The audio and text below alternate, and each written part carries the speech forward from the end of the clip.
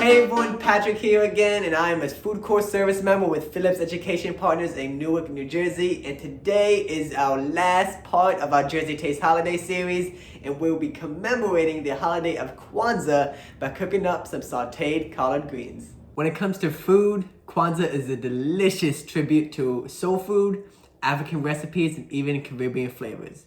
And for those of you who do not know, Kwanzaa is a celebration of African heritage, and this is celebrated for a week long from December 26th to January 1st. Now, Kwanzaa is a relatively new holiday, and it's only 54 years old. It was started by Dr. Maulana Karenga, who is a political activist and also a professor who started this as a non-religious holiday for people of African descent worldwide. Each of the 7 days of Kwanzaa, which is celebrated the day after Christmas, is dedicated to a principle.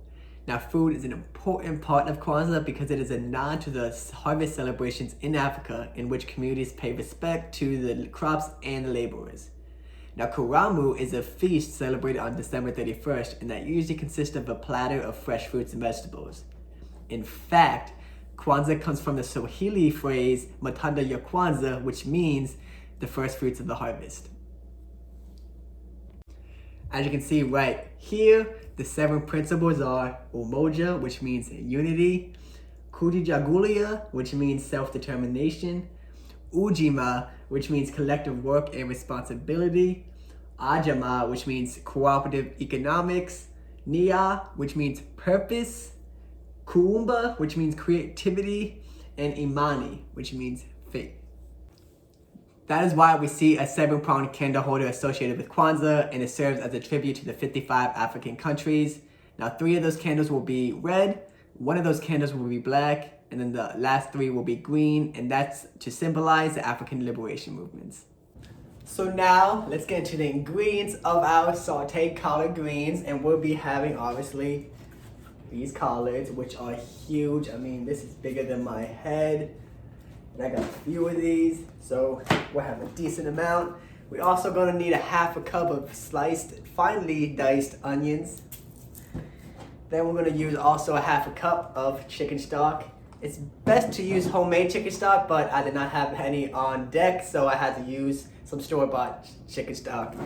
And then for seasoning and to taste, you're gonna have some crushed red pepper flakes, and then black pepper and salt, like always. That's like in every dish. And then we're gonna have like 2 tablespoons of butter. So I just washed my hands for at least 20 seconds, so everyone would do that as well before they do this recipe. But now we also have to wash our collard greens. Whether you bought them from the store, or you got them fresh from a farm or a garden, or you grew it yourself, you still wanna wash it. Make sure you get all that grit and dirt off and stuff that you really can't see. Umoja, unity that brings us together.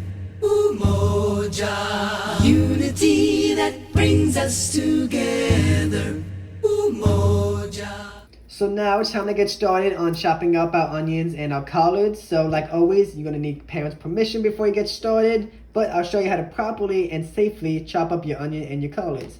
So to begin, we're gonna need to cut off both ends of our onion. So take off this, make sure our fingers are like so, and cut that off. Perfect.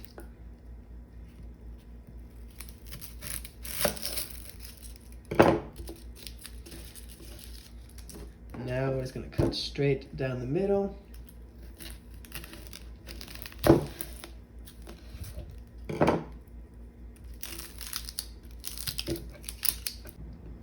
So with the half onion, we're just gonna make incisions across this way horizontally. I'm gonna try to make them as close as possible. So keep your fingers in always.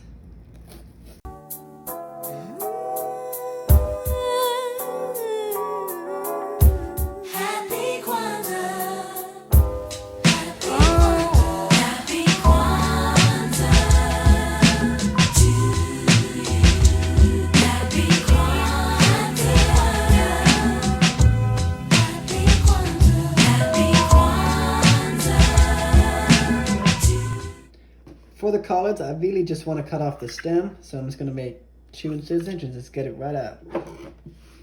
Like always, keep your fingers in.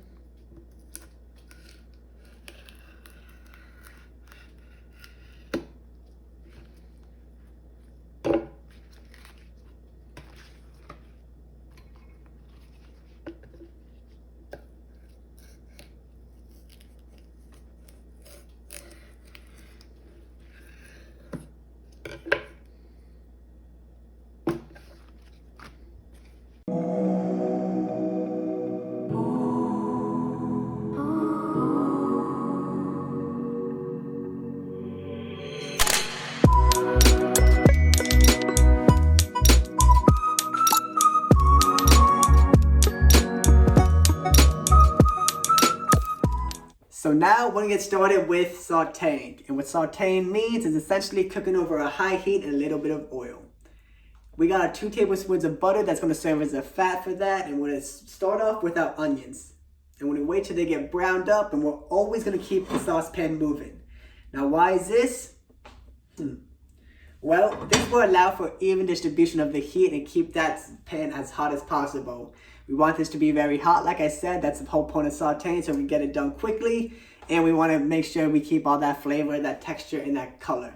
So we're gonna keep it consistently moving. And a little thing that maybe you didn't know of, in French, the word sauté means jump. And that completely makes sense because you always see chefs sauteing like this, and the food's always jumping, always moving.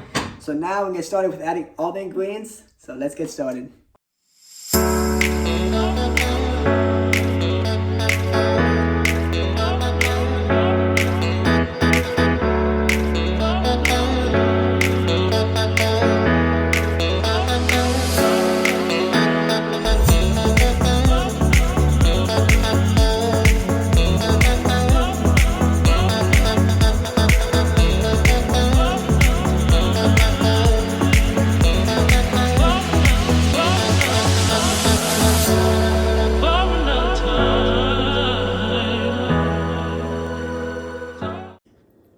Alright, so now it's time for the taste test, my favorite part of every single lesson.